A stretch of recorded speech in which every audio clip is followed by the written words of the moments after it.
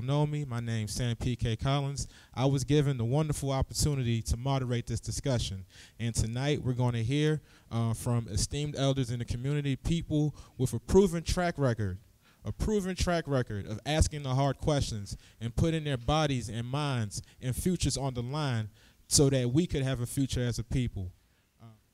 So, the Trump era and just African Americans in general, of course.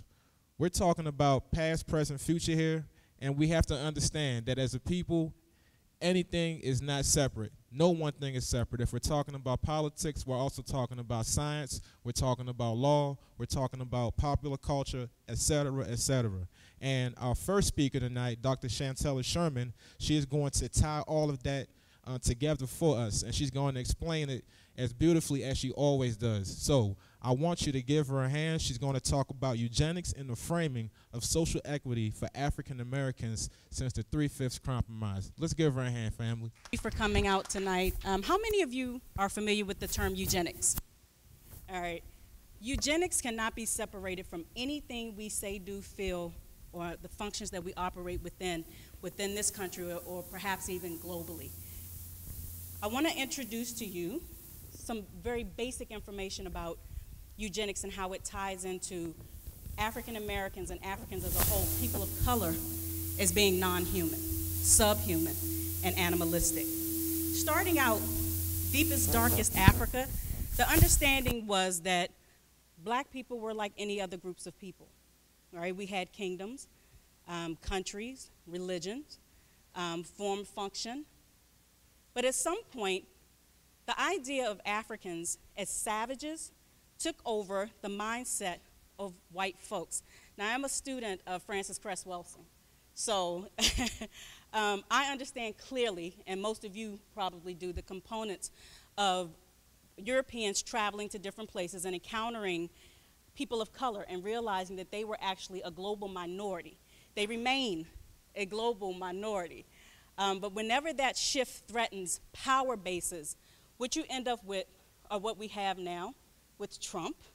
You end up with public policy, whether it's health, political, social, educational, that impact African Americans and people of color to their detriment, but also undergird whiteness and white supremacy.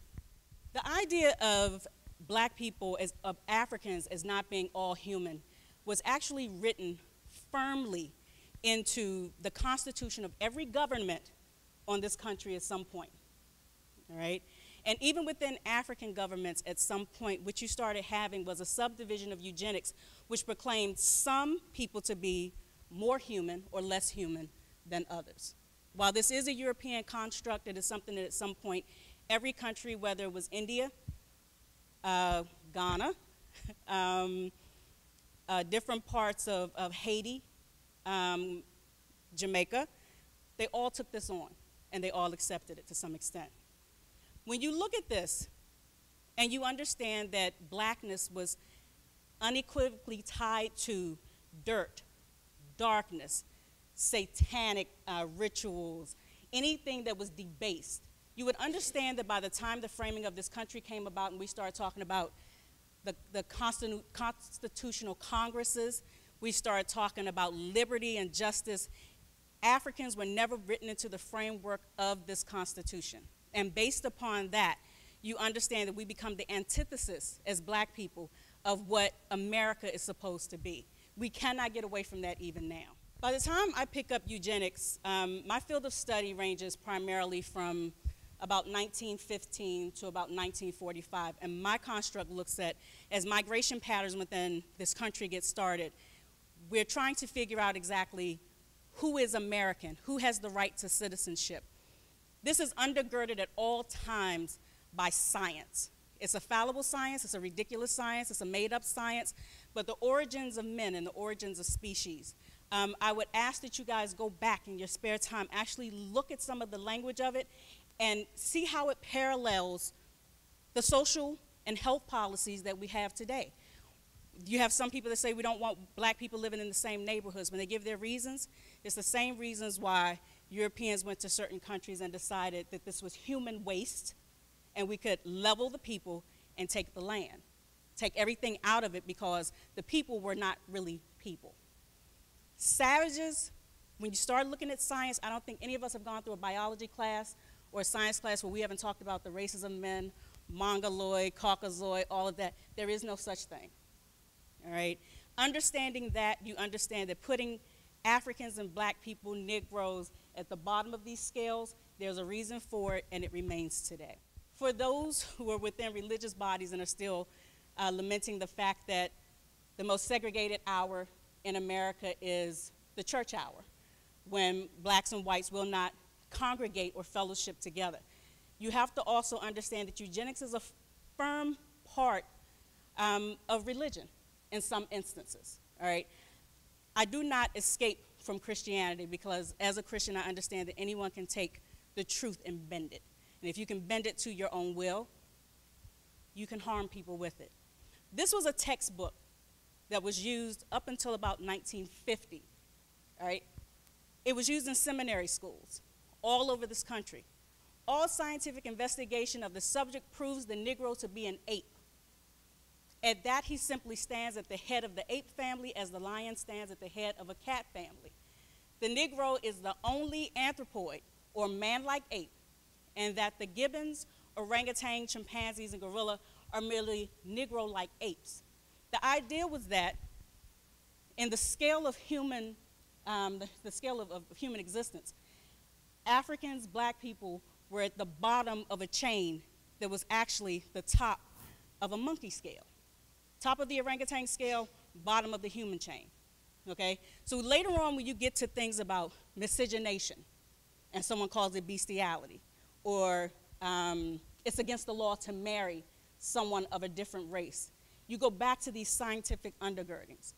Also the idea was that as Christians, you could separate men, white men, from black people, beasts, because when God made the beasts of the field, that is when he made black people and people of color. When he made man is when he made white people. So when you read the Bible in their interpretation, sometimes what they're looking at is the fact that they are supposed to stand over us. They're supposed to teach us how to be civilized. And within a chain of evolution, if they use evolution at all within part of their Christian scope, we are not fully evolved. Scientific, again, these are graphics that come from biology and science books, textbooks that have been used up through the 1970s in most of America. And if you're not necessarily a science student or a biology student, you wouldn't see this. You wouldn't see this on a regular basis. But you can see there's a boy. I guess it's supposed to be a boy. He has rather animalistic features at this point. But the idea is that this is not a man. This is a beast. When you look at how police interact, teachers interact, society as a whole interact with young black men, understand that this is still a part of the discourse of what they see. It is about their interpretation. Understanding that science also means your intellect. We've had the bell curve come back several times. The idea is that as apes not fully evolved, we could never pass an intelligence test. The problem is black people have always been able to not only pass, but surpass everything that was believed we could or could not do. Based on that, this is the Yerkes Army Intelligence Test. This was given starting with the Civil War. Every black man who escaped or made himself a free man and joined the military was given this test along with every other white male that was there. The idea was to try and prove within the scale of men how black people, how that African gene would measure up. The truth of the matter is the black people tended to out-test most of the white people there. And then based upon region, southern black men may have fared worse than southern white men, but northern black men always fared better than southern white men. All right, so the idea became perhaps as a regionality issue. This would come back to haunt us later on when black people began to migrate from the south to the north, and you had well-established old settler black families who all of a sudden had to explain their country cousins, who may have been coming up in their behaviors and their deportment, somehow sent them back as far as they were concerned, in an evolutionary, social evolutionary way to say that they were less than human or not quite fully evolved. The social portion of eugenics deals a lot with criminality, all right? This is a scale model from 1908 on the right. These are supposed to be the features of the Negro insane and the Negroid civil insane. You may not be able to read this, but it literally says they have shorter hair, then they have lighter hair, then they have higher skin this, then they have, when you look at this, it's every black male that you could possibly come across. What I'm trying to explain to a lot of you is that you have fit the description from the time Massa let you loose. So when we start talking about the police literally walking down the street trying to wait for you to commit a crime, that's exactly what you're looking at, all right? At the same time, for those who've had the class before, you understand that women were not, we were also being subjugated to certain rules and regulations. For black women who were walking around, they migrated from the South, they get to the North, and all of a sudden, you're not wearing foundation garments, which showed that you were modern. So you're walking around and you're jiggling a little bit more than you probably should. You were arrested automatically for prostitution. There are rules, there are laws on the books, Chicago, Detroit, even DC, that said these women were prostitutes. And basically, sort of a convict leasing, a new type of convict leasing, what would happen, these women would be fined $100, $200, of course they cannot pay it, and they were conscripted to work in some white family's home as a maid in order to pay back whatever it was owed on that fine. If they refused to pay it back, they were jailed or they were incarcerated in homes for wayward girls. And girls, just like the term boys, meant most of these women were grown, had children of their own, but were still incarcerated under fictitious laws that basically said you are subhuman and immoral. Within the scope of trying to ensure that white women built a strong nation, they became what were called nation builders. And nation builders within eugenics, when they had the state fair and all of a sudden you have the biggest squash, the fattest pig, the healthiest heifer, whatever else, you also had a tent that was specialized just for whiteness. They wanted to ensure that you knew without a doubt what whiteness was supposed to look like, what a healthy white gene looked like, and you made sure that your family had a doctor's certificate saying that you were actually a fit U.S. American citizen, all right? The prize sometimes were rations. Sometimes it was money. They had prize ribbons. Lots of fanfare over this. And basically what you end up with are a group of people who are critical, extremely hypercritical of their neighbors, trying to figure out, do you see my flaws?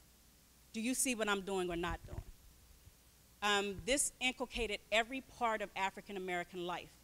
And understand that from 1870, moving forward, crime, disease, and immorality were considered the trifecta of Negro life despite schools, the Harlem Renaissance, and participation in military service.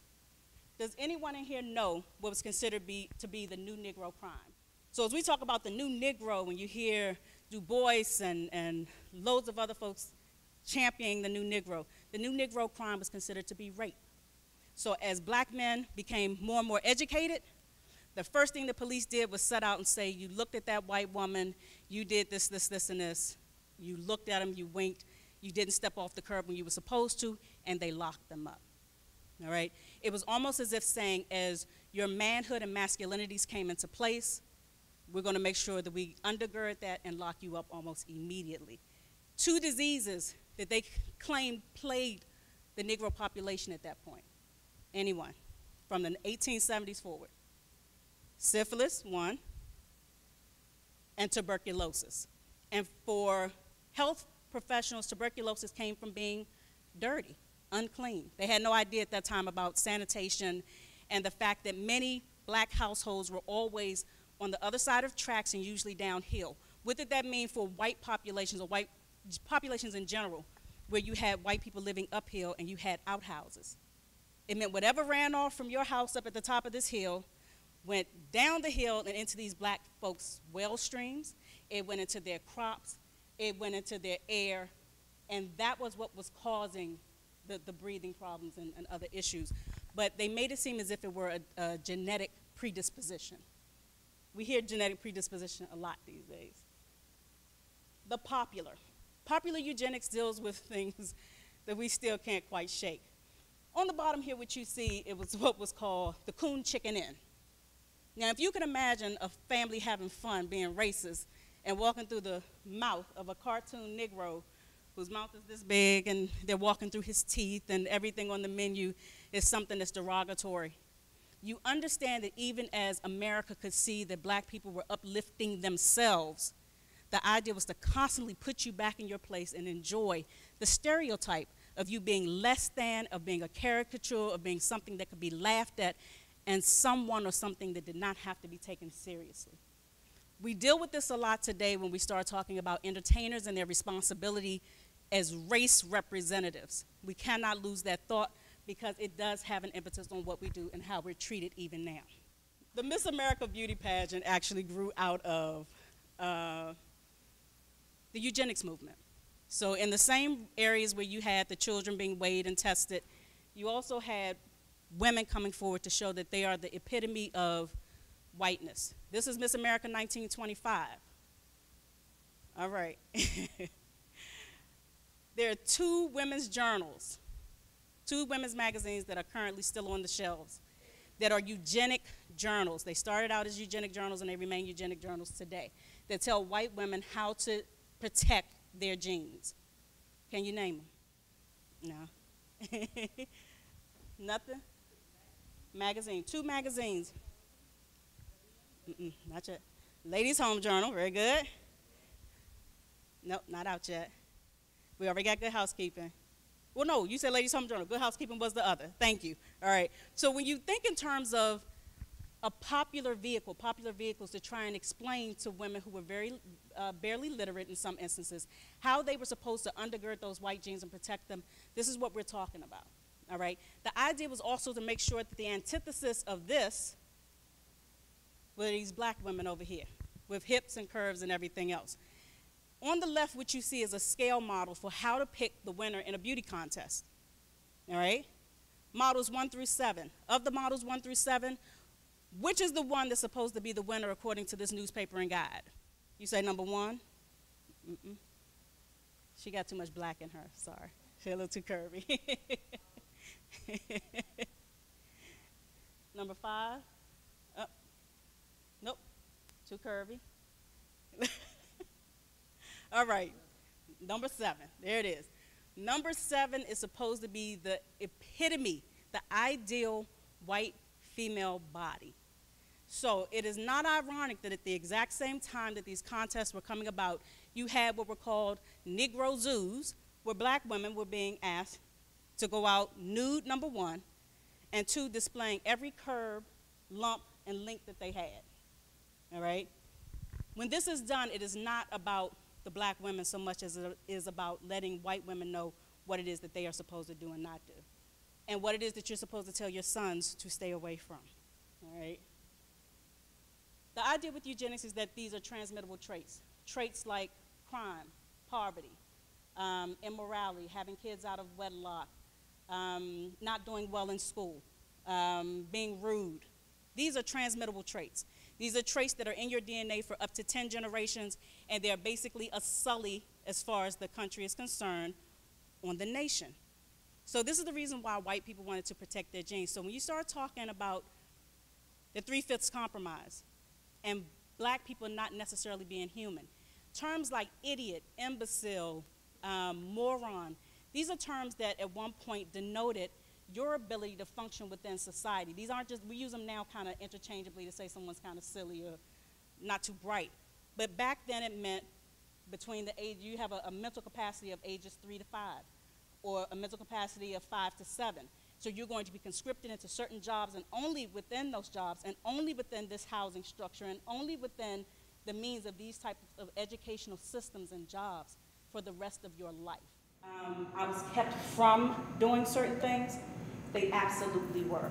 The understanding is that black people would never be beyond the ideal of a low-grade imbecile, which is a person with a mental capacity of a 3 to 5-year-old. Understand also, this graph comes from the Applied Eugenics textbook, which has been used in every university in this country, including HBCUs. So what does that tell you about how we interpreted certain things and took them on? The idea is that some people are born a burden to the rest of us. We're looking at that now again with the idea of voting rights. Who should have the right to vote? If you're an immigrant, why should you have to be here? These are hardworking people. They pay their own way. That's not the issue. You can contaminate white genes. Black men especially as savages. I want you all to see how this narrative does not change or shift. The original is a monograph from the 1800s. The middle, this is a poster for the U.S. Army, right? The 30s, the 20s, the 30s, we want to try and get Hitler, we want to go into the Kaiser, we want to tear up things. Enlist or your white woman will be taken from you, all right? On the end, what do you have? Is this not the same image? Okay? People that understand what they're saying know that Vogue, someone at Vogue had a clear understanding, not only of eugenics, but in the way that this visceral type of imagery would hit certain people. She's laughing and giggling. This white woman over here in the middle fell out. So what are you saying about the protection of white women and white genes, interracial marriage? This is Trump. You start talking about we don't want certain people in our schools because the idea is that we're together, we will live together, we'll end up being together socially, and that's not a good idea. Again, the idea of hybridity. What happens when black people and white people mix? Years ago, it was called the kiss of death. This white woman in this ad over here, that's an ape or something. I'm not sure what that is, but it's supposed to be the end of civilization. All right? When you have people constantly feeding you the idea that immigrants, black people, foreigners can destroy your genes and destroy your country, what you start having are people who rise up for no particular reason at all. They're operating and acting out of a base of fear. This fear is not new. How do you label people when you've already decided that one part of the parent group is an animal and the other part is a human? What do you do with these children? So you have to also understand that when you start putting up laws like miscegenation laws, laws against black people and white people marrying, mixing, calling their kids mongrels and hybrids and all of this, what you're basically saying is that you don't know how to classify their children. You don't know what to do with them at this point. The white blood was supposed to make the child ambitious, but the black blood in the child was supposed to make him animalistic and someone who was kind of sinister and sneaky. All right. So when you go back to that other blogger about what makes a criminal, black criminals, it was always the light-skinned brothers who were running around doing the rapes. The black people were the dark ones, were the murderers. And so there's a whole litany about who and what makes certain types of criminals. At the end of the day, black people are at the top of the world. And finally, the idea of eugenic sterilization. This is an issue that has come full circle all over again, present day. In the state of Virginia, there are currently laws and directives being enacted to ensure that anyone who was sterilized under Virginia laws gets reparations now. Years ago, the idea was from 1907 up until 1924 when the Supreme Court agreed that certain people should not breed. There's some of us that are too dumb, too willful. We've had too many generations of poverty. We stay in jail. We're a bad gene pool. The Supreme Court said the state has a right to cut off their reproduction. And the state, through public health, and in some instances, Planned Parenthood, which at the time was the Race Betterment Society, performed more than 10,000 sterilizations across the country. I think that number is actually higher than that because that was just the ones that were through the health department. Currently, there's one state right now that just got in trouble. 2010, they found out that as a rule of or condition for parole or release, that they were telling their convicts, you have to be sterilized in order to be let out of prison. Can you name that state? Which is that? California. All right. And why would California be a hinge in 2010? Why would it be so important for the folks in California to say that you can't have babies if you've been in prison? And these are women being sterilized by the penitentiary system because most of them were Latina or black. The first state to write a sterilization law, 1907, anyone? The state of Indiana. The Midwest, where the fewest number of African Americans are, tends to be the space where I think white people are most schizophrenic about their genes. If you have more information about the sterilization laws, how this impacts, this is the Ralph sisters in this picture. They're from the state of Alabama. One sister was 12, the other 14. Neither was sexually active at this point. Some neighbors said there's too many boys hanging around their front door. They called social services. They asked that the girls come in. Both of their parents were illiterate, signed with an X, and they told them that they were going in for birth control. Basically what they did was took them in and butchered them, sterilized both girls, and it became an ACLU issue at that point. But this is going on to this day. So with that, I'm gonna turn this mic back over because I usually do this as a 3-hour program. You don't want me up here too much longer. So thank you guys so much. If you have questions concerning this, I'll take them.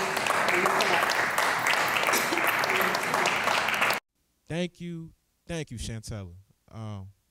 Dr. Sherman, wow, you said 3 hours usually? Wow, really appreciate that. As you can see, and as we said time and time again, it's not just political. I think this speaks to the power of the media.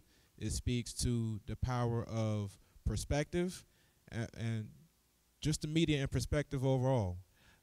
That's a very, very nice segue to Dr. Leon. We'll give him the floor next, and I'm pretty sure he'll touch on some of those points in his presentation. Once again, we're talking about just the African American experience and how the intersections of media, politics, law, and how that deals with us. So let's give Dr. Leon a hand, y'all. Good evening, everyone. First of all, you set me up. How am I supposed to follow that? Seriously, that was brilliant as it always is. Thank you all for coming. I hope that my remarks this evening are found to be of some value.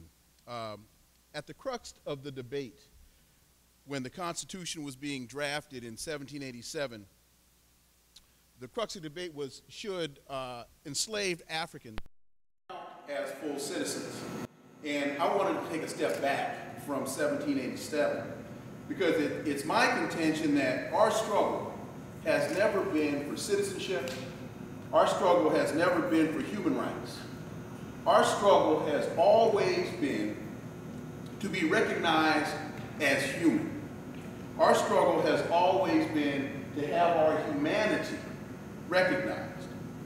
In the historical context of our ancestors, enslaved Africans arriving on the shores of North America, the historical record tells us that the first 20 and some odd Africans disembarked from that Dutch man of war in August of 1619 at Port Comfort, Virginia, which is near Hampton, now known more as Fort Eustis. The colonists, being the good Christians that they were or claimed to be, they struggled with issues such as status of the child got by an Englishman upon a Negro woman. Or what about the casual killing of slaves? So, per the laws of Virginia, Act 12, 1662, quote, "Be it therefore enacted, all children born in this country shall be held bond or free only according to the condition of the mother." So we know what that meant. Okay, Junior, back to you, back to the slave quarters for you. Act 1, 1669, be it enacted, if any slave resist his master, and by the extremity of the correction shall chance to die, that his death shall not be a competent felony, but the master be acquit from molestation, since it cannot be presumed that the prepense malice should induce any man to destroy his own estate. Simply put, in a nutshell, a slave master cannot have formed what's called in legal terms the mens rea, the intent or knowledge of wrongdoing that constitutes part of a crime, because no one in their right mind would destroy their own stuff. This is where, from my research, we first became codified in law as things, as chattel, personal possessions, items of property other than real estate. This is our ground zero in America. This is from whence we have come. Du Bois said, many people have suffered, but none of them were real estate. Amiri Baraka said, oh, slavery in America, slavery wasn't about just getting your butt beat. It was about them transforming you into a thing which they could dispatch any way they wanted to. No matter what you do, even today, it's that thingness that is maintained. This is our history. This is a history that we should embrace, and a history that we should celebrate. Allow me to deviate for a minute or so. Anyone here ever hear about the Phoenix riot of 1898? Okay. This was a week before what I know you know about, the more famous Wilmington riot in North Carolina. Just a week before. A group of African Americans attempted to vote at a country store in Greenwood, South Carolina. And a fight breaks out. The African Americans had to vote outside. And somebody came and kicked over the voting box. And a fight breaks out. And as a result of this fight breaking out, a white guy by the name of J.J. Etheridge was shot and killed. So what they did over the course of about a week was they rounded up the usual suspects. And whites from all across Greenwood and surrounding counties, they converged on Phoenix to avenge J.J. Etheridge's death. And bands of armed whites scoured the countryside just looking for victims. And they lynched about 4 black men at Rehoboth Church. And then they also went out and they wound up killing about 8 or 9 other people. And no one was ever charged with these crimes. One of the men lynched was a man by the name of Wade Hampton McKinney. So what his family did, he had a half-brother named Ephraim DeFord. The family raised money, and they were eventually able to save enough money. They put Ephraim on a train, and they sent him north. And Ephraim got to Washington, D.C. on September 25th, 1909, at the age of 21. He had been born on the DeVore plantation around 1880. Never went to high school.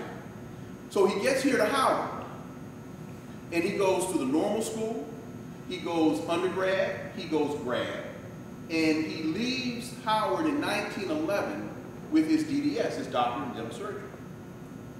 From here, he moves down to New Orleans, where he became the first licensed African-American dentist in New Orleans. And he practiced dentistry there for about 60 years. He was quite a guy from the stories that are told. He was quite a guy. And he would, a lot of times, take his oldest daughter with him into Mississippi, into the fields, on the pretext of giving free dental care to sharecroppers and poor blacks in the fields of Mississippi.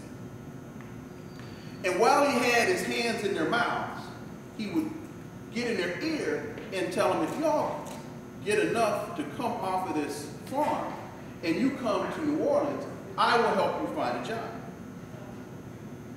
Also, because the American Dental Association didn't allow black dentists in at that time, in order for him to stay up on the latest developments in dentistry, he would have to go to the ADA conventions and wait tables so that he could just be in the room while the latest advances in dentistry were being discussed.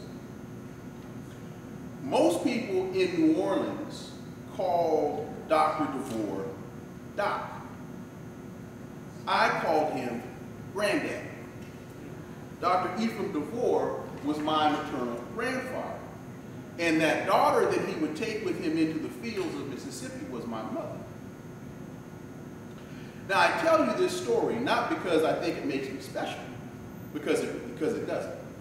And in our community, it's not nearly as unique as many would think. I tell you this story because we have a tendency to see this history as ancient history.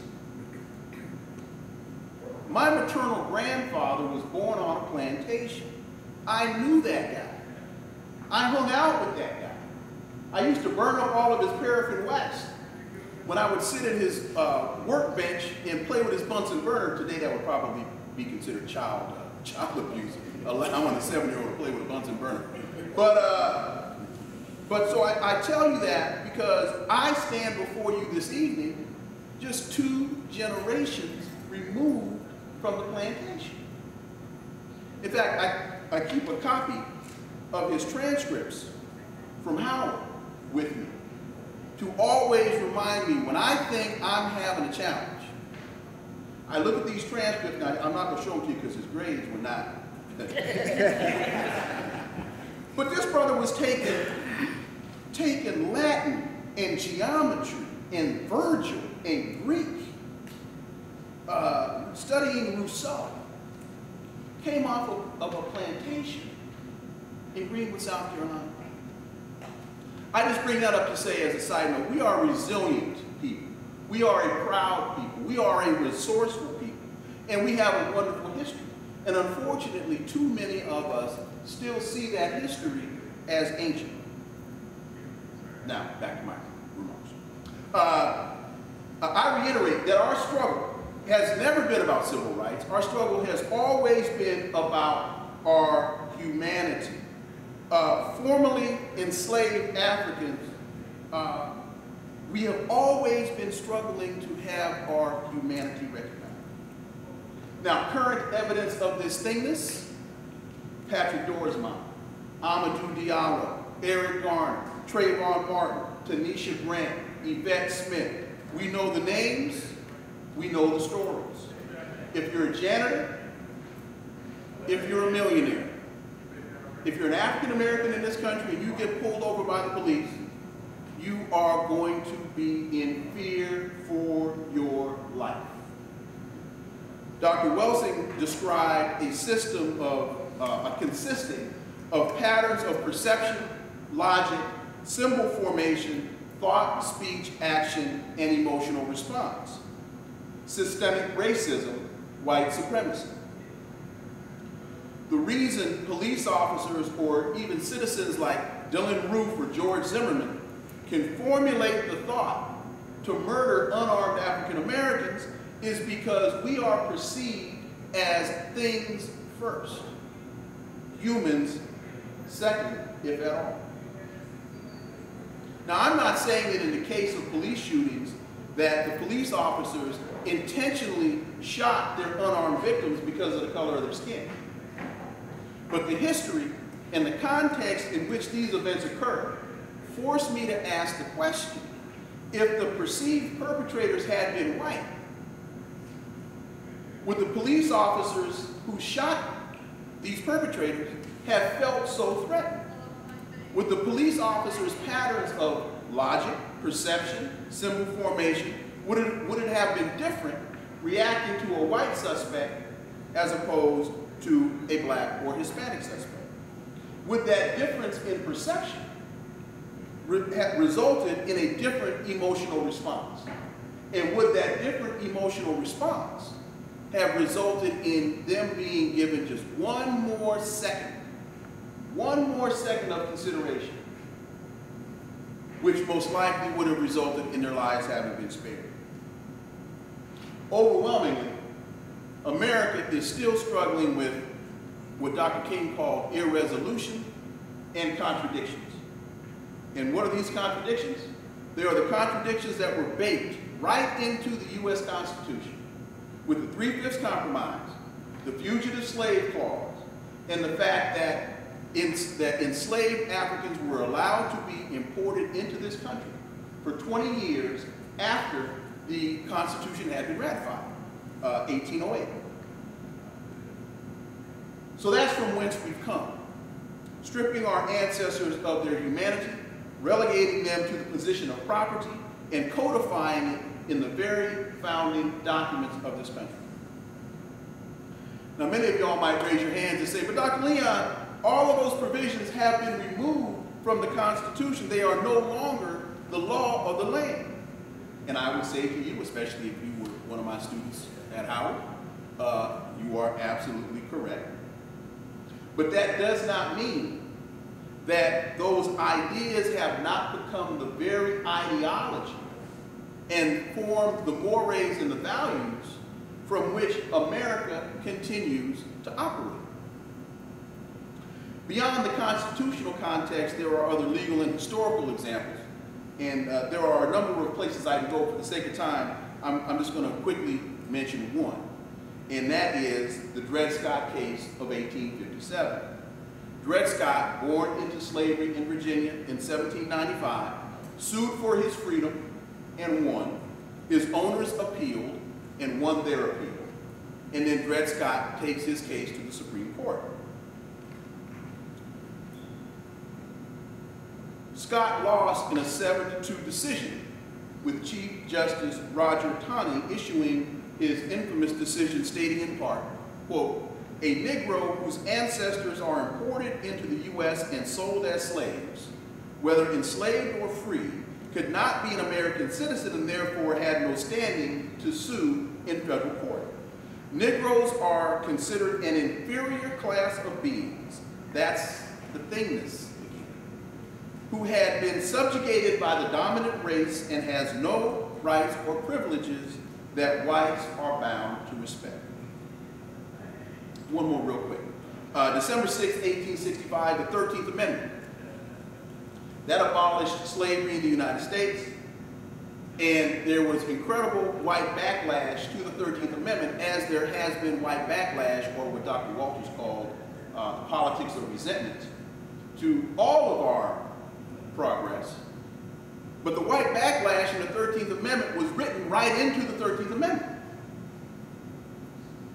Neither slavery nor involuntary servitude, except as the punishment for a crime, wherever the party shall have been duly convicted, shall exist within the United States. So where does that take us? That takes us right into what Douglas Blackman writes about in his book, Slavery by Another Name, the re-enslavement of black Americans from the Civil War to World War II into what became known as the convict leasing system. Blackman found that in the South, the timing and the scale of surges and arrests of African Americans appeared more to do with the rise and dips in the need for cheap labor than it had to do with any demonstrable acts of crime. And by the 1900s, the South's judicial system had been wholly reconfigured to make one of its primary purposes the coercion of African Americans to comply with the social customs and the demands of labor. So in closing, here's where I bring this in full circle and current.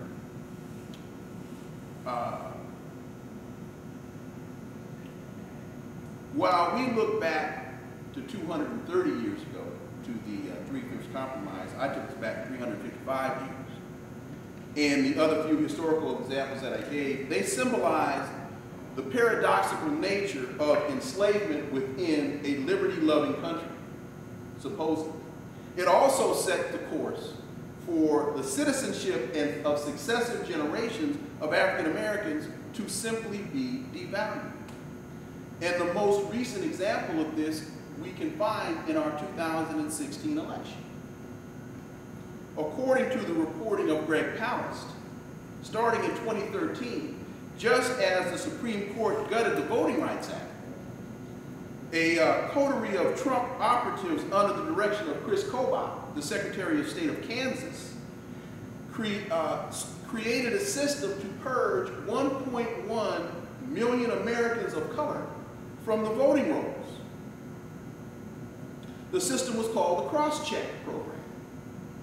And real quick, 3 states, Michigan, Trump won Michigan by 13,000 votes. 22 people were purged from the voting rolls in Michigan. Arizona, nobody ever thought that Arizona would turn blue. Trump won Arizona by 85,257 votes. 270,824 people were purged from the lists in Arizona. North Carolina, Trump won by 177,008.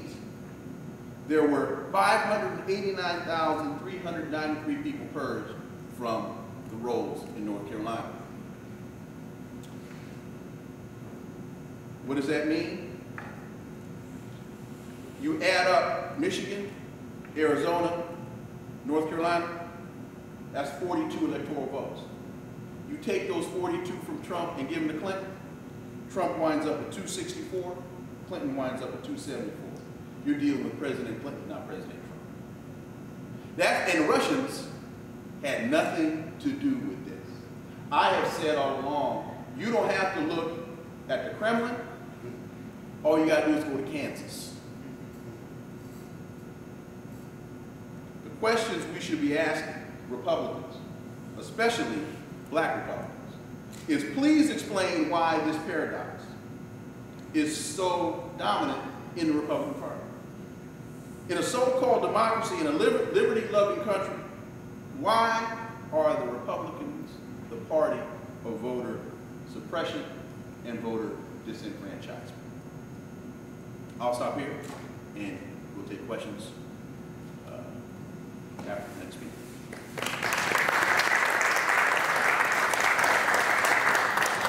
Another beautiful presentation, and I think that speaks to the power of research. Both of our speakers so far have dropped numbers, they've dropped figures, they told us about different years, and they've shown us, they've woven history, statistics all together. We have to give them another hand, please. Let's give them another hand. Personally, I think it speaks to our academic prowess as a people, and it speaks to just how much longer we've been here and just the body of work that we have done and what we continue to do. You know, getting your doctorate, putting together a body of work, researching takes a lot of work, and we can't let that go unnoticed. This is the first frontier in the war against everything that oppresses us. Our last speaker for tonight is none other than Dr. Ben Chavis. He is president and CEO of the NNPA. That is a newspaper association, black media, 200 papers, 211 papers across the United States and the Virgin Islands, I believe. So let's give him a hand, family, please. Thank you very much. First, I want to thank God for tonight. And I want to firmly affirm that African people knew God before the Europeans discovered religion in Africa. College G. Woodson, who founded Negro History Week and later Black History Month, in his book, The Miseducation of the Negro, was on point about the role that education plays in determining the mindset of people of African descent. But after hearing from Dr. Sherman and Dr. Leon, I think if College G. Woodson would write a sequel, it would be The Miseducation of White People. What Dr.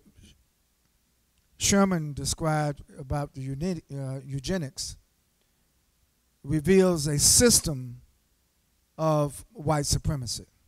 Not just a notion, but a system that used pseudoscience, pseudo-math.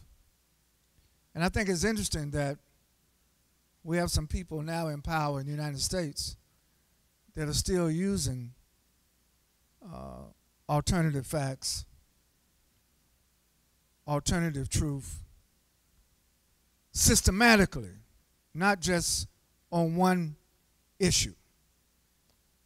And so I'm pleased to join this panel. I'm going to be very brief because I think my sister and my brother have laid out some interesting facts that we want to discuss. But on behalf of the National Newspaper Publishers Association, the NNPA, I'm very pleased, I'm honored to be a part of this observance of Black History Month 2017. And yes, as we reflect, as we think back over our long travail, our struggle for freedom, justice, and equality, and I agree with Dr. Leon, our struggle to affirm our humanity in a world that systematically seeks to deny the humanity of African people. But it's interesting because when you deny the humanity of African people, you deny the humanity of humanity. Because all of the rest of humanity came from African people. And I think that having this event at the Thurgood Marshall Center, I want to thank Tommy Yearwood. Let's have her to stand. She's the director here of the Thurgood Marshall Center. And all of the places in America we could be tonight, we're here in a center that's named after a freedom fighter, lawyer, Supreme Court justice, father, family man, one who pushed the envelope in the legal arena to expose injustice and the false tenets of white supremacy in a way that enabled us to question the injustice in the school system. So I have really 5 things I want to say, points, just to support what my colleagues have already stated tonight. And then we can have a question and answer. I also want you to know that the National Newspaper Publishers Association, we've just embarked on a program to raise public awareness about the Every Student Succeeds Act, ESSA, E-S-S-A.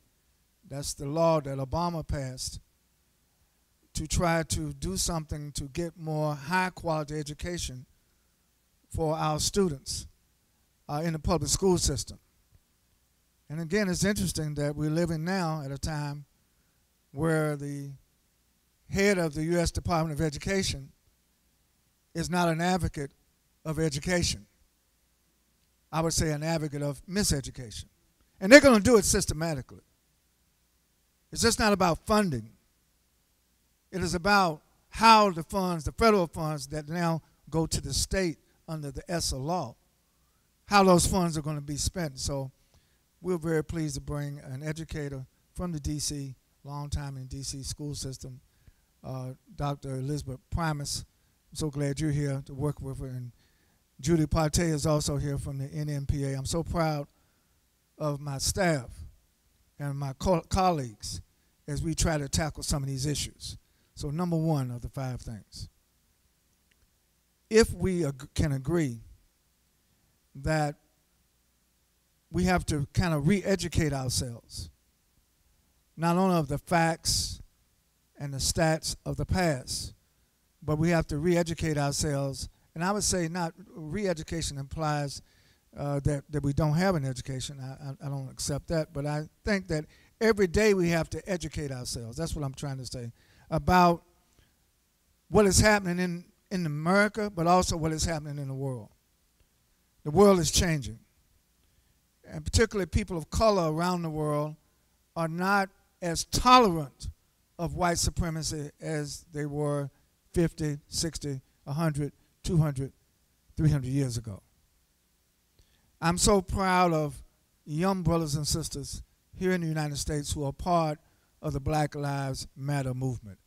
I'm proud of our young people for standing up and pushing the envelope. And those of us in the traditional civil rights movement got a little nervous when we saw these young people out here doing their thing. But the truth of the matter is, we need that. We need to be protesting all of the various injustices, but not just protests, because we have to be clear not only what we're against, we have to also be clear what we're for. So number one, I think we have to be for more unity in our community. I was telling Brother Leon that I think that what he does now on Sirius XM radio is still, you have a larger classroom. You're reaching millions of people through your radio show. And I'm going to be pleased to be with him this Saturday on his radio show. And Dr. Sherman, what you're doing now at the African American Museum, I wish every black child, every black student, every black family, every black community would have an opportunity to visit the 9 floors, 5 floors below ground, 4 above ground of the new African American Museum. Not to take a tour of artifacts and relics, but to be reminded vividly of not only our humanity, but to be reminded vividly that our struggle for freedom, justice, and equality still goes on. And the progress that we've made, and we've made some progress, but every time we make progress, there will be a response to the progress. What happened in 2016 was a response to what happened in 2008 and in 2012. And the question now is, what is going to be our response in 2018 and in 2020? I hope we don't get so frustrated. I hope we don't get so angry, so bitter that we will throw our hands up. But I think we should use the next several years in preparation, not just to go out and vote in record numbers, but we have to build again and refortify our institutions, like our historically black colleges and universities. But in order to get good students at a HBCU, we got to pay attention to what goes on in pre-K. We got to pay attention to what goes on at the 3rd grade reading test in every state, where they're using that test where you fail or pass to determine how many youth prisons are built in every state. The whole mass incarceration issue is something that we have to pay attention to. So to me, Black History Month is the time, yes, we have to celebrate our history, no question. But in the celebration of it, we have to rededicate ourselves to a sense of struggle, to a sense of sharing, certainly. I think one of the things I would like to spend more time with our young brothers and sisters in the Black Lives Matter movement. Our moderator and I have talked about this, because to me, each generation should benefit from the prior generation. You know, we should be passing on the jewels of the past. What I mean by that, there are certain things that we should avoid. There are certain things that we should go around, not try to confront head on. I don't believe in conventional warfare. I think that we have to, what I mean by that, we get an army, they get an army, we go out in the field and see who can kill the most. No. That's the trick bag. We're not in a conventional situation. I think we have to outsmart, outmaneuver, outvote, outinvest, outraise up a generation of freedom fighters. That's all of our call. And I think that is totally within our grasp, within our reach to do. So I come tonight not as a pessimist, but as an optimist. Second point is, education is the first point. We have to do something about educating our people. And education starts not when the child gets off to a classroom. It starts in the home.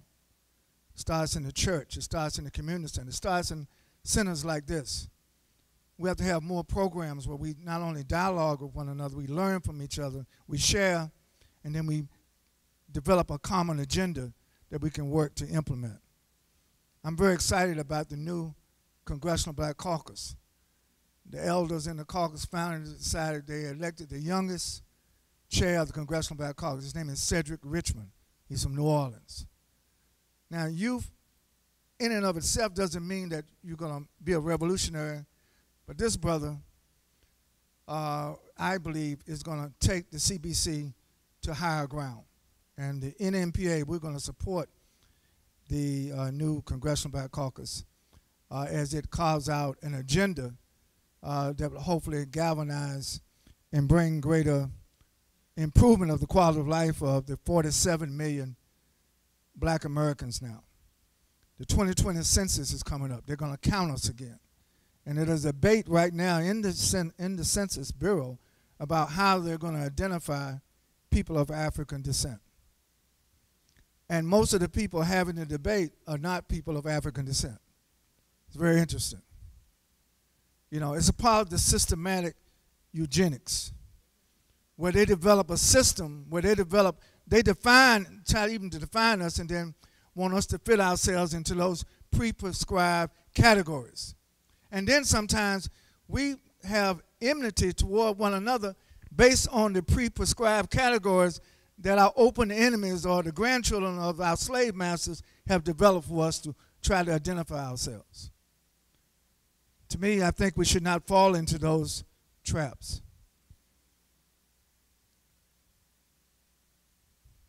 How many of you saw the movie Hidden Figures? It's a great movie. Some of you may know that that movie was made possible because there was a book written by a sister. And the sister who wrote the book researched the Journal and Guide newspaper, which was the African-American-owned newspaper in Norfolk at the time, that covered the story. The Virginia Pilot, which is the major newspaper in that part of Tidewater, did not cover the story at all. Why? Because it would have defied the eugenics. We're not supposed to count. We're not supposed to be engaged in calculus. Although, if the anthropology was told truthfully, the fathers and the mothers of mathematics are African people. So calculus and geometry and physics are not foreign to our DNA at all. Right, the pyramids and other things that still defy Western thought. You know, the problem with Western education, and I'm a product of it as well, it teaches you how to be critical. It teaches you how to deconstruct. It teaches you how to tear down. It teaches you how to challenge. But very little in the curriculum teaches you how to build, teaches you how to co-join. Instead of finding out why am I different from you, I need to be finding out how am I similar to you. What are the underpinnings? What are the common denominators rather than what is different? Because, you know, even black folks today, we sometimes self-divide ourselves up into all various and sundry categories.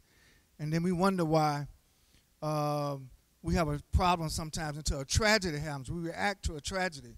But sometimes our reaction to a tragedy, our reaction to a police brutality, our reaction to something that's so awful, it gets our nerves up, but then it subsides. And we wait till the next tragedy to try to get up again. I would suggest one of the benefits of Black History Month, to me, if we have real Black history for the 28 or the 29 days, or whichever leap year it is, in February, that ought to be enough adrenaline to carry us for the rest of the other 11 months. Because you can't really dive deep into our history without coming out, we got to do something about this. That's what's so powerful about taking a tour at the museum. You can't go down to that bottom floor and work your way up to the top floor. You come out of that museum, you're going to think differently. You're going to feel differently. A sense of responsibility, a sense of accountability, a sense of where do I fit in this long history today? I tell people all the time, the best way to celebrate Black history is to make some more history. You know, it's to make some more challenges. It's to tear down the eugenics of 2017. And we're going to be about that work in the National Newspaper Publishers Association. I'm so proud of my publishers. And in fact, I'll be remiss to tell you that this year marks the 190th year of the black press in America, 2017. It was on March 16, 1827 that Freedom's Journal was first published in New York City by John Worsham and Samuel Cornish. And they put their editorial on the front page. You Google Freedom's Journal. And on the front page, it affirms their African ancestors. On the front page, it affirms that we ain't tired of letting these other people speak for black people, speak for African people. We're going to speak for ourselves. And thus, Freedom's Journal was founded and published. A lot of controversy. They got a lot of flack. It was started at a black-owned church. There's always been a relationship between the black church and movements that arise. And I challenge all of my, I'm a minister, I challenge all my pastors today in 2017. The church ought to be the place where we get not only the inspiration, but the motivation to do something about our situation today. I'm not for preparing people to go to heaven. We're going to get there, but we need to deal with the hell on earth. I want some heaven on earth. I want some freedom on earth. I want the recognition of my humanity on earth. And if we do that, then we will store up enough to get to the other side, to get to heaven. But I think the theology, one of the things that Dr. Sherman said at the beginning of her lecture, those first books about eugenics, they started in a seminary. You have to understand the role of religion in America, the role of theology in America, and the role of white supremacy intricately weaved into the theological tenets, you know. And even my only problem I used to have with President Obama, he talked about the United States being exceptional. Well, when you say that this country is more exceptional than other countries, you have to be careful, because not unless you're going to say it's exceptionally racist. But you can't say that we're exceptionally superior over other places because we happen to be born in the United States of America, when in fact our country has contributed to more oppression than probably any other country in the world. But we're ignorant about it, we're miseducated about it, we don't even know about it. One of my favorite places in Africa today is Angola. But Angola has the highest amputee rate per capita of any country in the world.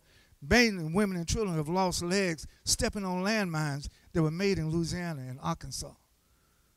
Because in the early 1980s, when Reagan was president, the CIA was trying to take the oil from Angola.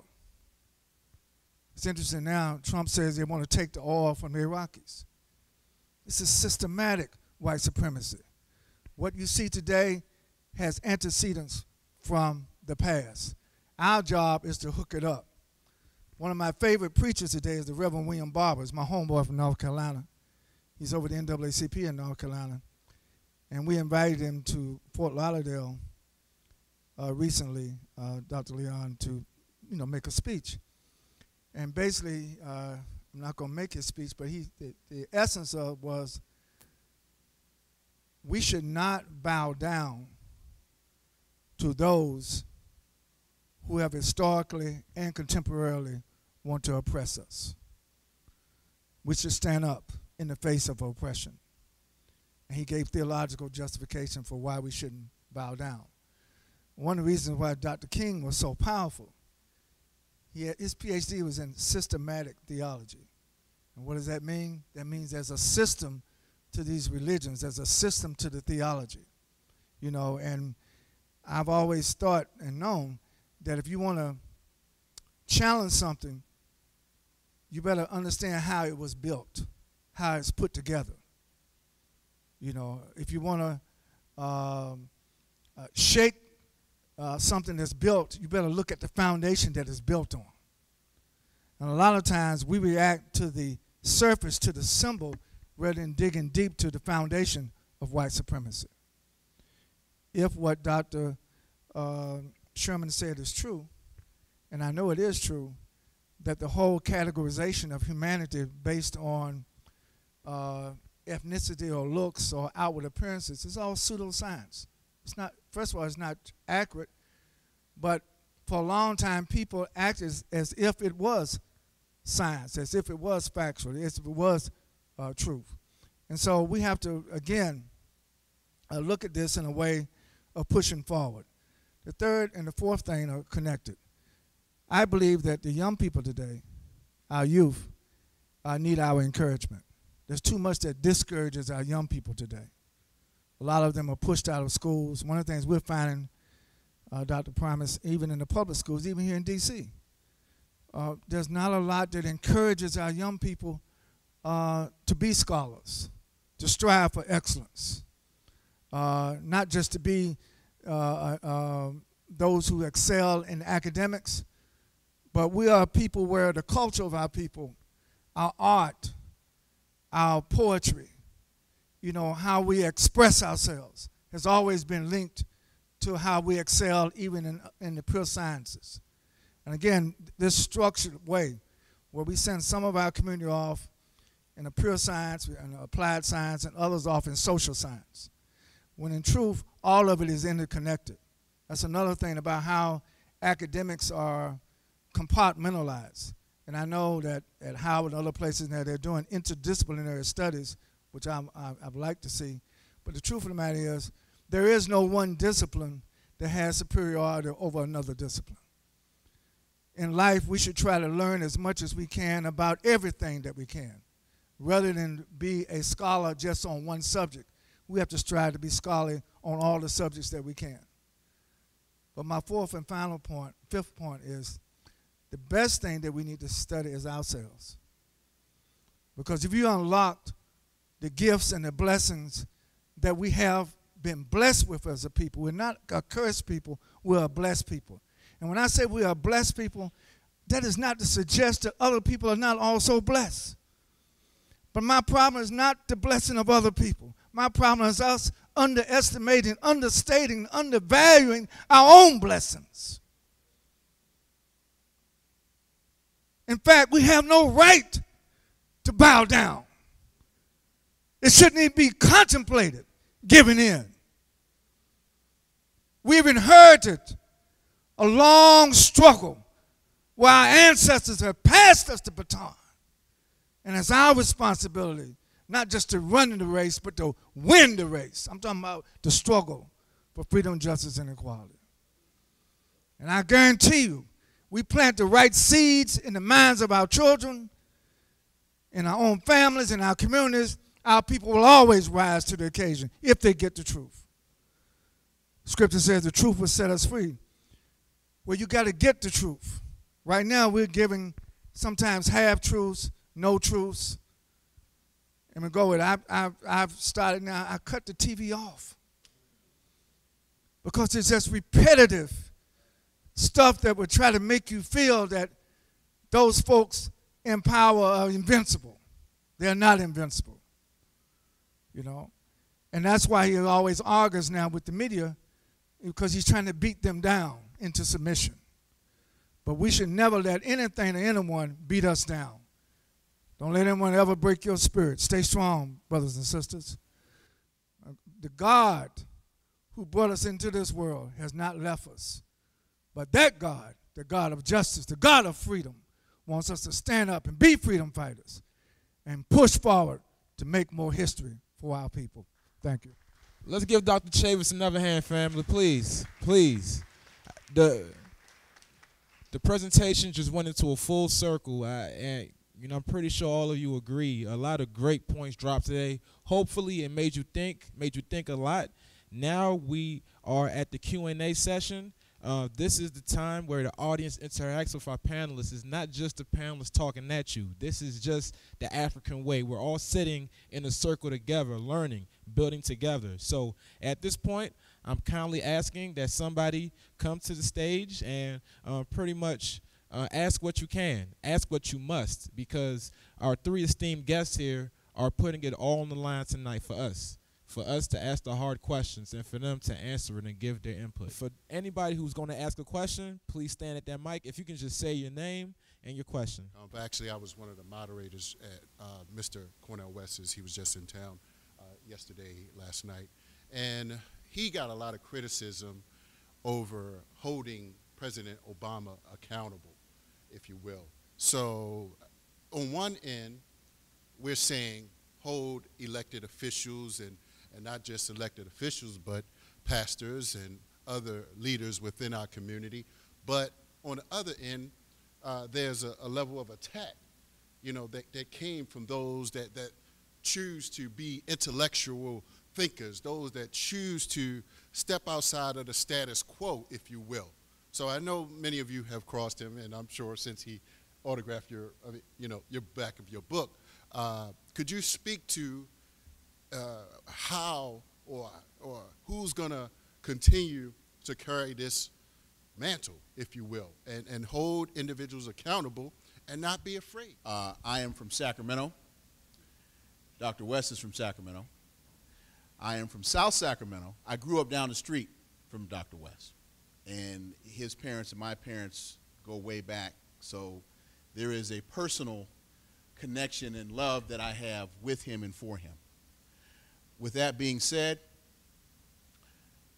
the big problem that I have seen, and not only seen but experienced in my critique of President Obama, is too many of us are so caught up in the politics of pigment and the politics of personality that we have failed to understand the politics of policy. And politics, at the end of the day, is about policy output. And if you, as a political constituent, are not getting from the system the output that you voted for or the output that you supported, then you are supposed to be critical of that system, those that are in it and those that had it. And unfortunately, the mistake that Dr. West made, in my opinion, and I've said this to him, I've said it to his mother, is the discussion about the tickets and the distribution of tickets, unfortunately, was used by his detractors as a way of invalidating his policy critique, because it then became perceived as it was coming from the position of personal animus. But there is very little that he said that is wrong if you look at the policy output of the administration. And so who is it now that is going to pick up the mantle? Well, I don't think the mantle has ever been dropped. And if you tune in to Sirius XM 126 on Saturdays from 11 to 2, that's my show, you'll hear that conversation. Final point to that, we were right to celebrate the election of the first African-American president.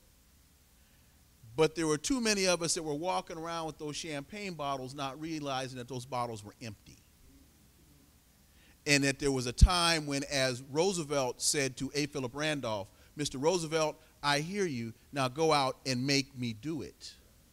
We did not force President Obama as a political constituency to do what we deemed necessary.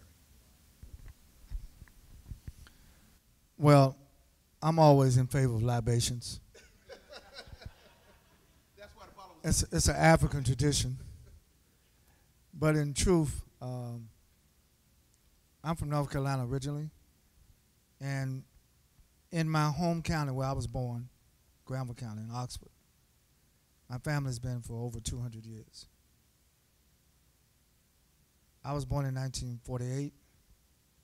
I have a sister who was born in 1949. And when we were born, we could not be, my mother could not deliver us in the local hospital because the local hospital was segregated. It was only for whites. I have a reason I'm bringing this up. But today, my sister, who's a physician, is president over the hospital that she could not be born in. Progress is not every 4 years or every 8 years or every century. It's longer than that. And I caution rushing to judgment on anybody. I think we all need to look into the mirror of what we have done and what we need to do. That is not to take the responsibility off of Obama. But I'm going to go back to my sister a moment. As a physician, since the Obamacare or the Affordable Care Act passed, at least in my county, Holmes County, North Carolina, my sister saw more, not just patients, but whole families, entire families had never been to the doctor before in the family's life. And so the passage of Obama, of affordable care, at least for black Americans, has made a big difference. If he didn't pass any other public policy but getting that. And that is why the people in power now want to take it away. Because our sister would tell you, when you lose your health, you are vulnerable to other things. We shouldn't have the highest rate of diabetes, the highest rate of childhood cancer, the highest. 60% of all the children in Harlem have asthma. They're not born with it, but they get it because of the exposure to toxic environment. The poor health status of black Americans contributes to the sustainability of poverty in our community. Some of us are so sick we can't afford to go to the doctor. And so I just want to say that,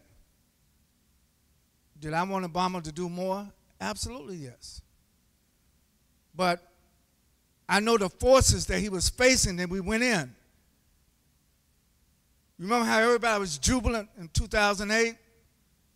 So what happened 2 years later in 2010 when we let these ridiculous people take over state legislatures, take over the Congress, take over the Senate?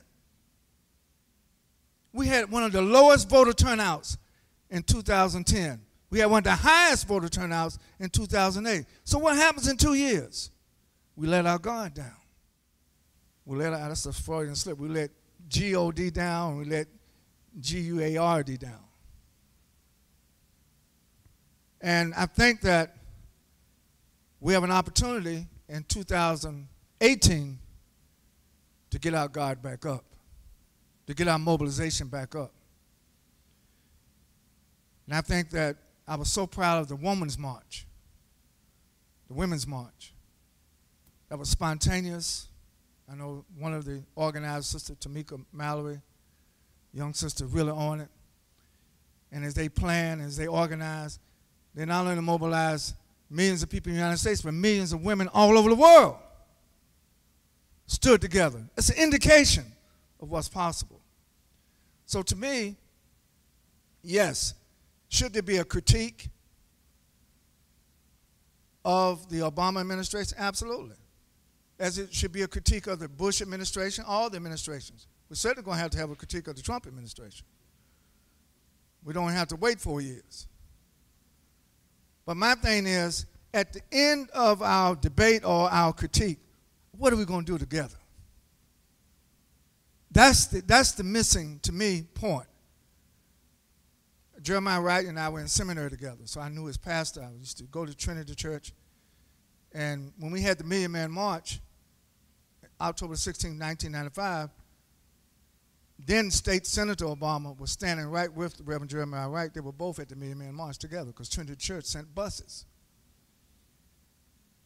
But for political reasons, he distanced himself from Jeremiah after Fox News and others started attacking some of Jeremiah's very strong black liberation sermons in Trinity Church. That was politics. Absolutely, it was politics. But I'm saying is that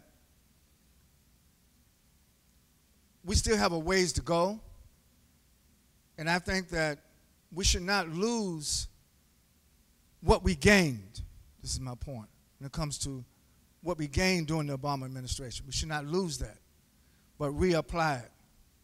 I think there are others in the pipeline that also have the potential to become president. But I think we overvalue that office. Because if you get control of the White House and still have crazy people on the Supreme Court and crazy people in the United States Senate and crazy people in the House of Representatives, there's no movement. And you saw, as soon as he got elected, they said openly, we're going to make sure this guy fails. Again, practicing eugenics, because his election defied the false ideology of white supremacy. And that's why they try to say, well, this guy really ain't black, he's half white. Anything to delegitimize, anything to rob, to take a victory away from black people, that's what that system does. And so I want to make sure that we don't allow a syndrome to arise even among us. I believe in constructive criticism. I believe in critiques, but I don't want us to be overly critical and then we wind up being overly judgmental of one another rather than to be more encouraging of one another. Even when some of us fall, we get up, we keep marching, we keep going. Nobody's perfect, but we should be striving toward perfection in everything that we do. Again, as someone who studies eugenics, I wouldn't have cared too much if he had set the White House on fire. I just realized that he had disproven centuries of eugenic theory, and whether they wanted to say it was the one-drop rule because his mama was white, she was also what they call dysgenic because she had had sex with not a black person but an African, and ended up with a Chinese Hawaiian sister. All right, so automatically they were put in a dysgenic column. What you saw in his election, in Obama's election, was a birth of a nation in real time. So I was ready to celebrate. I was on a Paul Mooney kick, and I was running through the streets hollering, and it couldn't have been better. And I was in the middle of Lincoln, Nebraska at the time, so you know folks were looking at me real crazy. I think sometimes we have to reckon with the fact that no one person is all one thing. And a lot of times what we've done, I think, especially with the Obama administration, is set him up to be a cure-all for what we need to fix. In a lot of instances, before you ever get to a single white person in a black neighborhood, you have black people who are constantly tearing down or not necessarily holding up the things that we need to do so that before the policies even hit us, the kids are already at some type of detriment. Wilmer Leon, I was on your show not too long ago, and you talked about a plan that had already been put in place years ago where we started, the black people were talking about all the things that were kind of falling apart in education, with voting rights, with health, with all types of housing and other things. And there was, how do we implement this? So I can't recall the name of it, Dr. Leon, but I want you to help me out. National African Leadership Plan, which was in response to Ozzie Davis. Oh, absolutely. Oh, okay. There you go. Thank you. All of us. Thank you. No, you give back. So, for those of you, this was in the, wow. It came out of the Gary Conference. Right, the Gary Convention was Plan. It was the in plan March of 1972. It came out of the Gary Convention. Right, the first national black political convention. Yeah. And then Ozzie Davis made this speech to the Congressional Black Caucus. Of course, in the 70s, the Congressional Black Caucus was much smaller. And basically what he called for was a plan. He said, where can we get the physicians, the nurses, the mathematicians, the congressmen, we had a plan. Everybody had a role. It was a beautifully put plan, and the plan was published. It's called the National African American Leadership Plan. And we would have round tables. Fontroy, at the time, Congressman Fontroy was convener of the Leadership Roundtable. Because in truth, and even now, sometimes our egos overtake our we-go. What I mean by that, our individual self is elevated so high sometimes, and I understand because we react to the suppression and put down, but it was hard to get all black organizations together because they're in competition for the funding. In truth, and I know this has been live streamed, step on nobody's toes, but the majority of funding for most of our national black organizations don't come from black people. That's right. Look at your board of And directors. do you wonder why our organizations do what they do or are absent from this and that? It's the funding. Although we spend $1 trillion in the economy every 12 months. So it's almost, we want somebody else to pay for our freedom. We want somebody else to go get us justice. We want somebody else to build our neighborhoods at an affordable price. We just move in. I mean, you just think about it. It is, in light of eugenics, in light of the history of white supremacy, it is preposterous to think that the descendants of our slave masters all of a sudden got religion and they're going to repent and they're going to see us differently. History shows that it's never happened.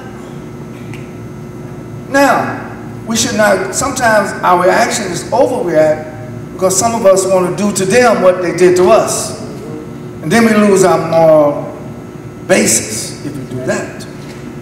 So you always have to calibrate, measure what action we're going to take out of the plan. The reason why the plan failed is because the disunity among the organizations was greater than our desire to unify around a plan.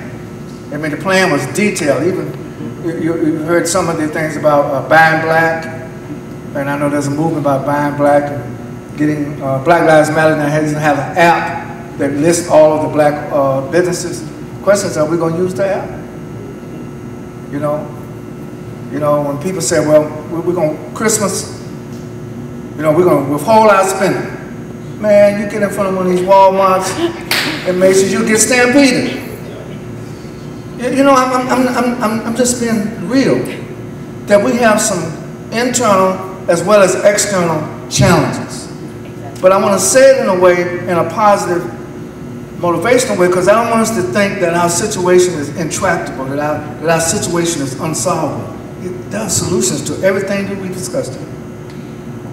And you know who were part of the solution? Those of us in this room. And those of us we will touch when we leave here.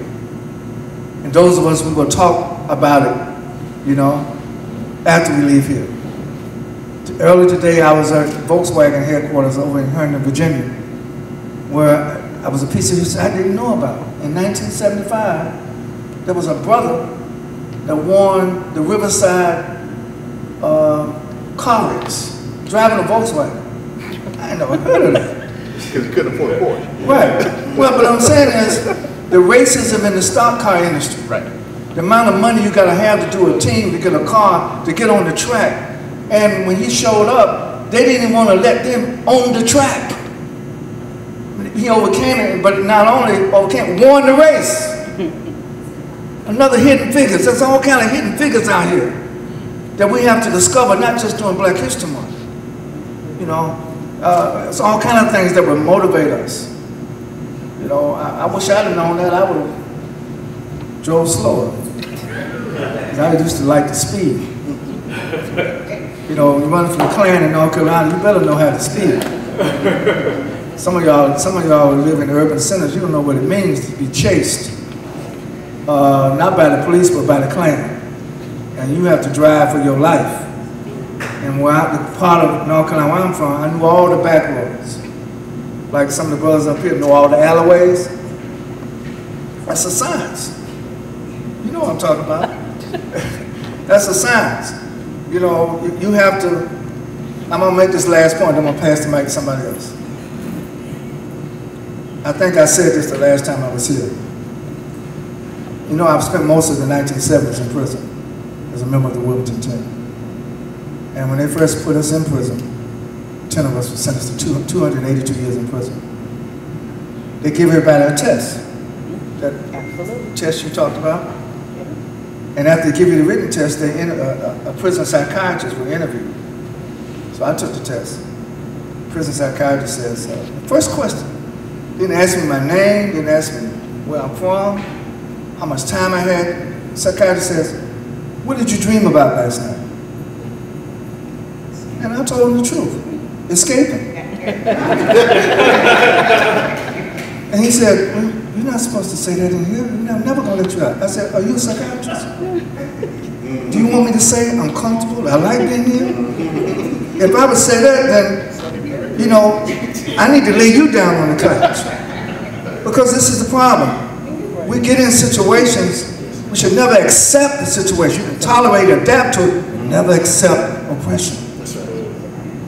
And I had no mind, I had no fear for telling this dude, yeah, I had a good dream about escaping from this place.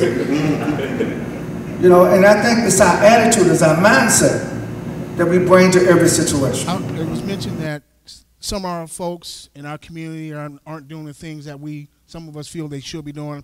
Personally, I see that every day because I work with low-income families. I house homeless families here in the District of Columbia. So I try to fight that on a daily basis in my life and trying to help our people empower themselves.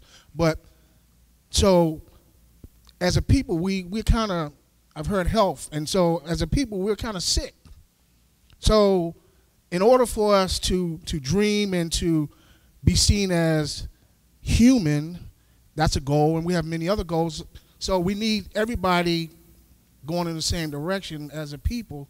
So how do we heal ourselves in order for all of us to embark on that journey forward to get to where we need to be? What do we need to do to unify? That's the question to me. We know we need to, but how do we get there?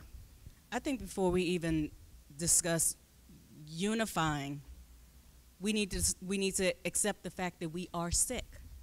And I think a lot of it's so internal and ingrained. We believe what most people say about us. That is part of the problem. So a lot of things, when we start talking humanity, my mother's in the room. I always say that she is my intern, all right? My mom's sitting back there in the back. And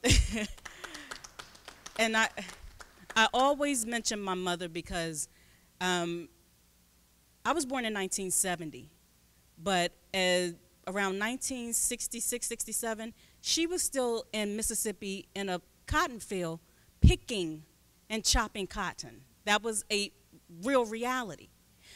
But the tales my mother told me growing up were things about, as a small child, she and her brother, the youngest of 13 children, going around the corner to two elderly people, a brother and sister, emptying out chamber pots, figuring out what they wanted to eat, taking plates of food back and forth, because it was about character building. And part of that humanity is part of what we've lost that has nothing to do with white people on this side and policy. It has to do with who we think we are. If you can see an old woman, an elderly person, not give up your seat, not help them carry things, all of this, that has nothing to do with the policy. That has nothing to do with Obama. That's about your humanity and who you think you are. I was raised in a church, all right? At some point, I decided I needed to escape because intellectually I had gotten beyond the limits of Christianity. So I spent 12 years chanting. I was running around with Tina Turner, and I had my chant, and I had my focus. And at some point, God did one of these. Guess what? It wasn't about the people in the church. And while you're thinking individually, you are going way up the social ladder, but you have forgotten about everyone and everything. So a lot of our humanity is turned inward. There's a book called, it's about self-consumption. And it deals a lot with, the name is escaping me at this point, The Delectable Negro. It's a weird name, but The Delectable Negro, and it talks about self-consumption, how we turn everything in on ourselves. We can talk about we don't have money for this, and this. We have money for anything we want, okay? We have money for anything we want. Now, we beg for what we want. We beg for what we need, and we take what we want. We get what we want one way or the other. But a lot of times, you have folks that don't want to buy laptops. We have the government giving our kids laptops, but your kids have on $800 tennis shoes, or just the idea that you feel like, and this is a eugenic template, if every time someone looks at you, your character is what they're seeing, you don't feel like you can go out without makeup on and the extra hair, and the men wear girdles too, and all of this. You feel like you have to show yourself in the best possible light when God gave you everything you needed and you are more than enough. We have to get back to that. All right, you can't play the white man's game using the white man's tools and then say, he did it to me. At some point, you have to say, I'm opting out. No more Walmart, no more. And why would you set aside, we're not going to do Black Friday, and then the rest of the year, every time you get a check, the first thing you think is, how can I spend this? Now, how can I save it? And for people who had to go to work in order to go to college at one point, no Pell Grant, no scholarship, the church did it, your neighborhood got together and pulled together, benevolent societies. There was a time when we didn't rely on white people for anything except trouble. So my question is, how did you get to a point where you're relying on them for everything and then upset with them because they won't give it to you? Somewhere in the lineage that Chantel is talking about, we lost sight of the fact that our success, our struggle has always been about the collective. It's never been about the individual. That's why when you started talking about chanting, I said, oh, you were into yourself. Du Bois wrote the souls of black folk, not the soul of some guy. Mrs. Hamer struggled so that we would have the franchise, not so that she could vote. But as a result of the success of the legislation of the 60s, some of us were able to go to college, we were able to get into corporate America, we were able to move into Silver Spring, and we were able to move chasing that colder white man's ice. And we lost sight of the fact that, oh, well, now I've made it, and now it's up to you to take care of yourself. Honestly, the premise of your question I love, but the reality of your question I think is flawed. And that is, people call my show all the time and they say, how can we? What about you? Because I don't know how. First of all, we're not monolithic. So I always say the first thing you have to do is take control of your living room. And then once you've taken control of your living room, you can step outside and take control of your front yard. And after you take control of your front yard, you can work on your neighborhood. Success breeds success. So let's not worry about we as a people. What about the folks that you have direct access to and influence on, your sphere of influence? Because when people start seeing you and your crew doing what needs to be done, that will then become the model that other people want to replicate.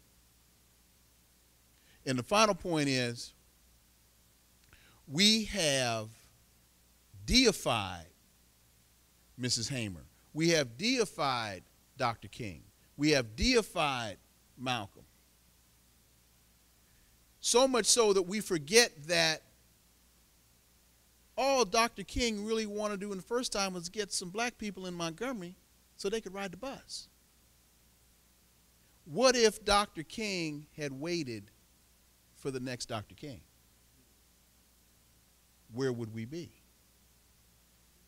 You be the next Dr. King. You handle that business in your neighborhood. You handle that business in your child's school, at the PTA meeting, you get 3 or 4 of your kids' friends that are in school, and you all form a little crew, and you roll up in that school, and you be sure that your 3 kids or 4 kids are being properly educated. And success will breed success. All right, next question. Hello. Oh, I just wanted to say thank you all for being here, and you've given me a lot to think about it, and I'm sure everyone in the audience feels as well. My name is Marcella Gregory, and I have a question regarding education. I've seen in the last few years, society has started to say that it's okay to not go to school, or that school is not for everyone, that college may not be for everyone, and that once you're an undergrad and getting that education, that graduate school and moving higher than that may not be for everyone as well. Do you think that part of the narrative to that is that it's a tool to stop Black people, the Black community, from becoming scholars and advancing in their education? Definitely. And again, just understanding who Black people are, there's not one among us who doesn't have the potential to be a scholar. And so a lot of times what you hear again are these eugenic narratives. If the mother was uneducated and there was no father in the house, the child is this times more likely to not do this, and this. There's no such thing. Every individual, the number of people who went to prison and became scholars when they still had education programs in school, a lot of it is, in prisons, a lot of it is if a person can sit still and cut out the fire alarm, the ambulance, the confusion, all of us have the potential to be scholars. So when you have people that do that predestined, you cannot, it will not, some of us are just not made for it, what you're saying is that intrinsically, genetically, within your DNA, you don't have what it takes to do it. That's Donald Trump and that racehorse philosophy. We don't do that. All black people, people of color, have the potential to be scholars. And I feel like if there is actually some eugenic stream to that, it's in the reverse. It is in our DNA. We so brilliant that we don't even know how we do half the things that we do. All right? Thank you. I thought it was an excellent question. I think that we are socialized to undervalue our intellectual capacity. And I think that we should not wait for the sanction of the various systems to say, oh, you smart. We have to redefine what is scholarly and scholar. Some of you have heard me say before, James Baldwin was a close friend of mine. He's a great writer. And for a long time, the system of literature refused to recognize his pen. And then when he started winning prizes for literature outside of the United States, he was recognized inside of the United States.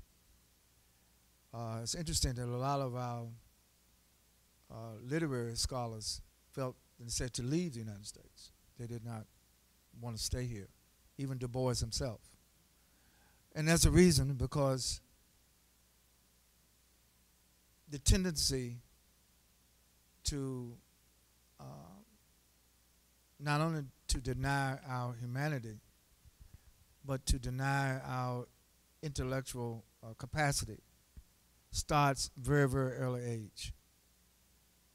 I've seen some situations now where young brothers and sisters, they get expelled from pre-K, even before they get to the first grade. There's a jacket that follows them throughout their secondary education. And we have too many of our young people today who are pushed into slow learning, hypersensitive, and we try to, some people medicate themselves because they've been classified, in my view, wrongly.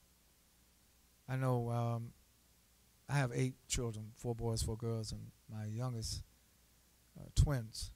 And when they were in high school, no, even before they got to high school, I had to go to argue with the teachers because they wanted to classify my kids are slow learners. And I said, no, y'all are slow teachers. You know, and when I got them out into a different school, they did well.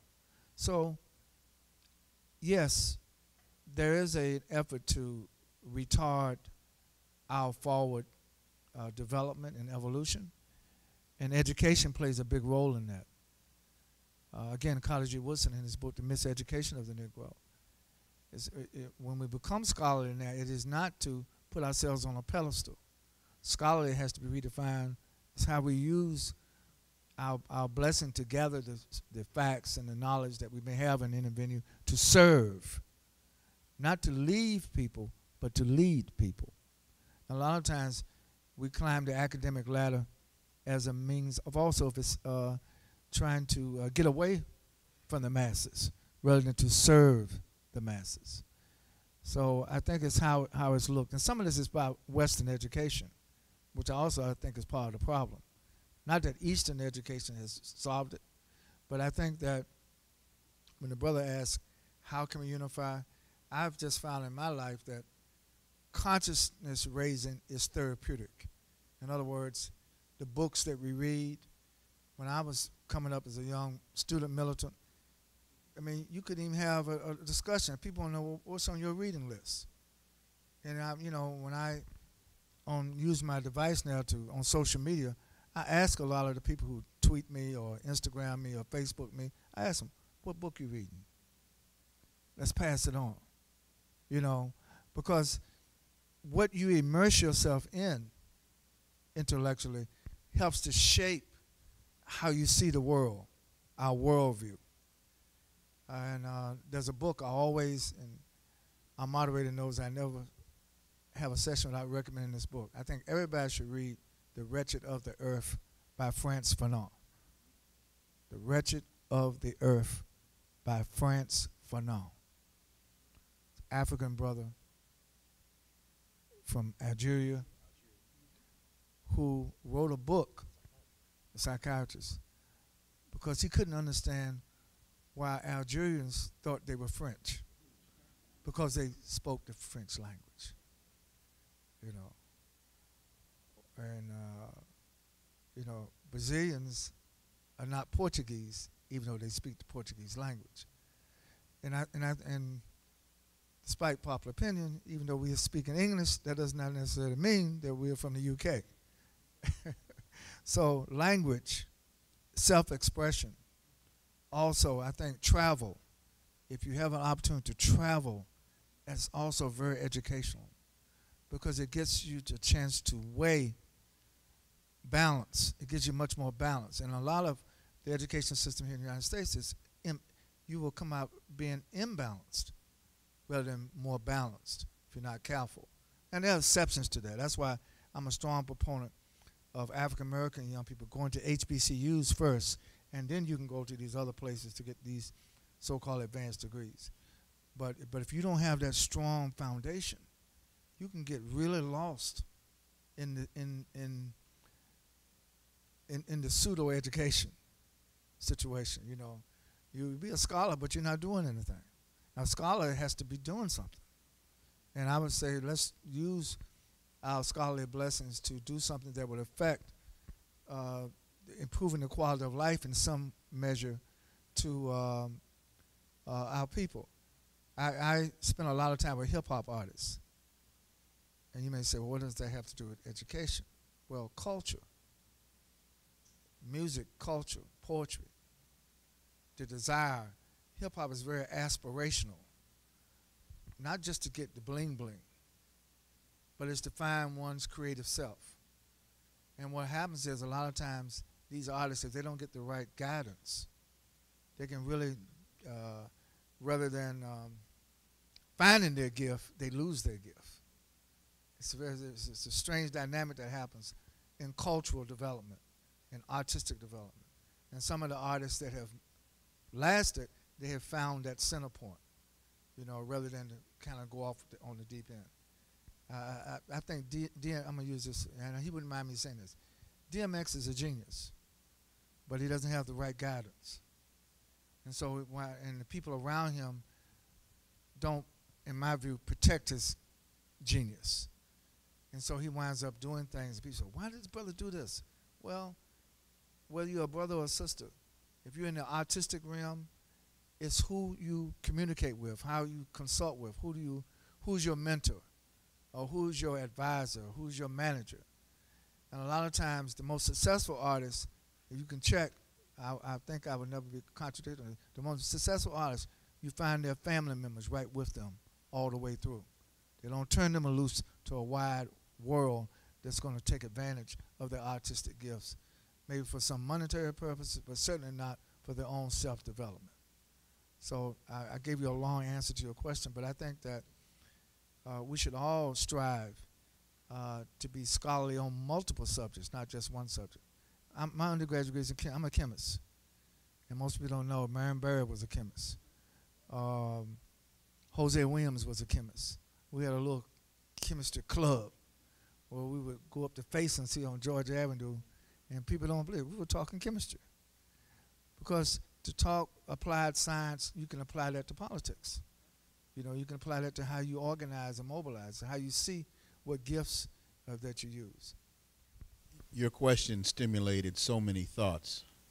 The answer to your question is yes. But I think the adage is true. College isn't for everybody. But that doesn't mean that everybody that comes out of school should not be prepared to and capable and able to go to college if they so choose. We need brick masons. We need mechanics. We need carpenters. And they can make wonderful livings. My HVAC guy, the guy that put the furnace in my house, fantastic, brilliant brother, and he's done quite well for himself. You know, doing HVAC work. Your asking that question made me think of, I went to, in Sacramento, it's called Christian Brothers High School. The comparable school here is St. John's over on Military Road. That's a Christian Brothers High School. My junior year, the counselor, Mr. Patrick O'Brien, and I have no qualms about calling out his name, I had on a Hampton sweatshirt, and he asked me what I was planning to do when I graduated. And I said, well, I'm going to Hampton. And he said, well, Wilmer, why are you going to Hampton? Why are you thinking about going to college? You should be thinking about going to trade school. I said, Mr. O'Brien, my grandfather was a dentist. My grandmother, his wife, graduated from Straight College, which is now Dillard University. In fact, I have a picture of my grandmother with Mary McLeod Bethune because she was part of the Black Teachers Union in New Orleans. I said, my mother has a master's degree from the University of Chicago in social work, 1948. My father had his from Berkeley in 1949. I'm going to college because I don't want the ass whooping that I'm going to get if I say I'm not going to college. We have to always resist being victimized and playing down to those stereotypes that the eugenic model wants to place upon us. Final point. We are products of our environment. I sit like this because this is how my father sat. I dress like this because I wear Johnston & Murphy shoes because my father wore Johnston & Murphy shoes. And this is how my mother dressed my father every morning. And so, quick story. I'm in my office one day at home working, and my son was 5 years old. And he comes downstairs and he says, Daddy, I'm ready. I said, ready for what? I said, man, go talk to your mother. I'm busy. He comes back downstairs about 10 minutes later. Daddy, I'm ready. For what? To do my show. Okay, go talk to your mother. He comes back downstairs with a sport coat and a tie on. And he says, Daddy, I'm ready. I said, Wilmer. He says, Daddy, I'm ready to do my show just like you on CNN with Lou Dobbs. And I looked at him and I said, oh. We went upstairs, set up the camera, mic'd him up. He interviewed my niece about science. Point being, if he saw me sitting on the couch, smoking a blunt, drinking a 40, then he'd think he's supposed to sit on the couch, smoke a blunt, drink a 40. He saw his father on television, and now that boy has not met a camera or a microphone that he doesn't like. He gets that all from his mother. We are products of our environment. And the Wilmer J. Leon III that you see sitting here is just a taller version of Wilmer J. Leon Jr. All the positive attributes of my father and my mother. The negative stuff I figured out for myself. But we can't let our kids be told what they can't do. And when they come out of high school, if they don't want to go to college, they should at least be intellectually prepared to go and make the decision for themselves that they don't want to go as opposed to they can't go. Let's give it up for our panelists, ladies and gentlemen. Let's do it louder than that, family, please. Yes, standing ovation. Thank you.